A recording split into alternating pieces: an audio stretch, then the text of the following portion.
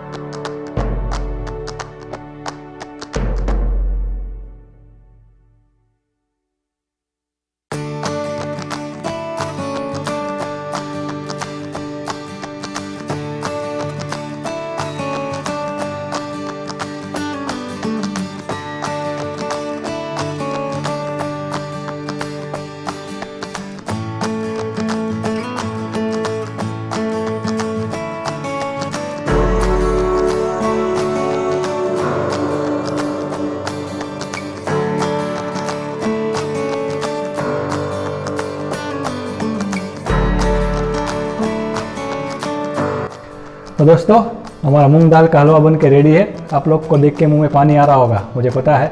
आप लोग ज़रूर बनाइए अपने घरों में और लाइक करिए रेसिपी को, शेयर करिए और सब्सक्राइब कर दीजिएगा केकेस किचन को। आपका दोस्त कुंज नई नई स्वादिष्ट रेसिपी लेके आएगा केकेस किचन में। जुड़े रहिए मेरे साथ केकेस किचन के साथ। Thank you for watching.